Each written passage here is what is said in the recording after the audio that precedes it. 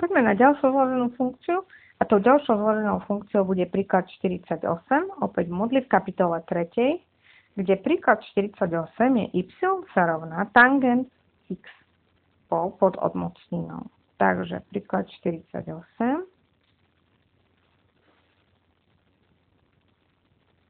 Y sa rovná tangens x pol, ale to celé pod odmocninou.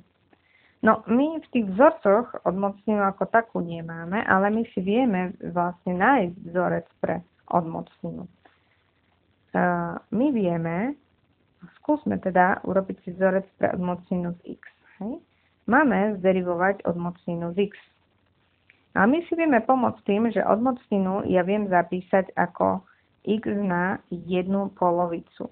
Kto nevie, tak máme vzorce. A keď sa pozrieme do vzorcov, tak úplne tu hore máte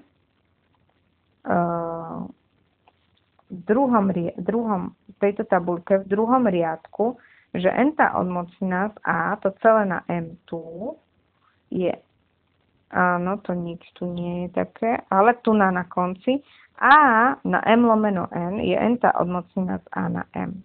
Takže keď sa ja vrátim sem naspäť, tak viem, že moja druhá odmocnina x na prvú je x na jednu polovicu. A keď chcem zderivovať x na jednu polovicu, tak vlastne derivujem podľa vzorca x na n tu. X na n tu je n krát x na n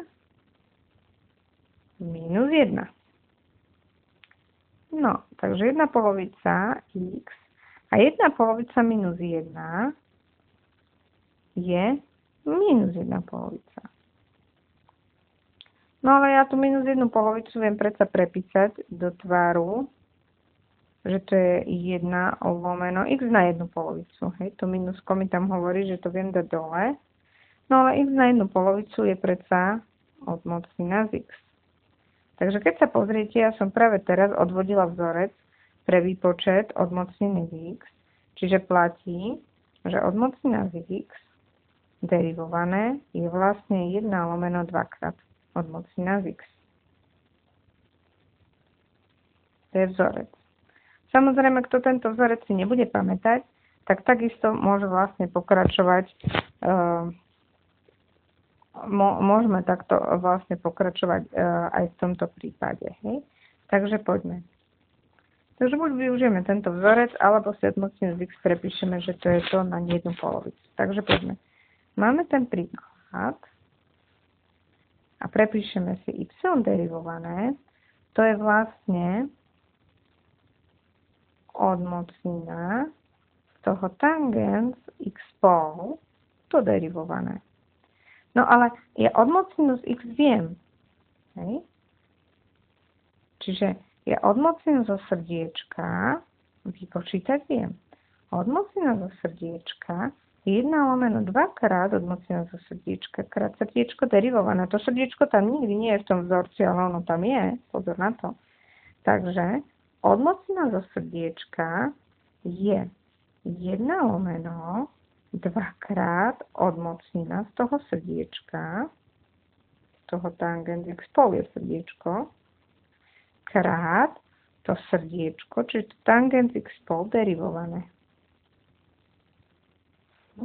Kto potrebuje si kresliť srdiečka, kresliť si. Kto si nechce kresliť srdiečka, že páni, tak tí si budú kresliť mechy s cementom. Tak. No a pokračujeme ďalej. Všetko bolo v poriadku, akurát, že my potrebujeme zderivovať tangens x pol. To je taká vec, ktorá sa nám tu teraz vyskytla, ktorú zase potrebujem nejakým spôsobom bokom si vypočítať. Takže poďme na to tangens x pol. Tangens x pol derivované. Otázka je, či ja viem zderivovať funkciu tangens x. Poďme sa pozrieť do vzorcov, či ju tam máme. Deriváciu tangentu. A máme, pozrite sa, štvrtý stĺpec, prvý riadok. Tangens x pol je 1 lomeno kosinus na druhu x. Takže máme vzorec, že tangens x, takže znova ten vzorec napíšem, tangens x derivované je 1 lomeno kosinus na druhu x. Takýto vzorec máme. No ale platí aj to, že tangens srdiečka je kosinus na druhu x zo srdiečka krát srdiečko derivované pre vloženú funkciu. A prečo zase rozprávam o srdiečku? No ja tu nemám tangens x, mám tu tangens x spol. Mám tam tangens srdiečka. Takže tangens srdiečka je 1 lomeno kosinus na druhu z toho srdiečka krát, a zase to srdiečko derivované, ale veď x spol viem napísať ako 1 polovica x. Tak. No a to je 1 lomeno kosinus na druhu x spol. 1 polovicu opíšem a x derivované 1, takže krát 1 polovica. Alebo keď chcete krajšie to zapísať, tak to je 1 lomeno 2 krát kosinus na druhu z x spol. Takže toto je ten fialový, ten, ktorý dosadím sem. No tak poďme počítať to naše y s hviezdičkou. Tu nám hviezdičku a idem pokračovať, dobre? Takže to 1 lomeno 2 krát odmocnina z tangens x spol, s tým to sa nemení, to už tam proste ostane, krát, a tangens x spol derivované, to sme si vypočítali tu, je to 1 lomeno 2 krát kosinus na druhu z x spol.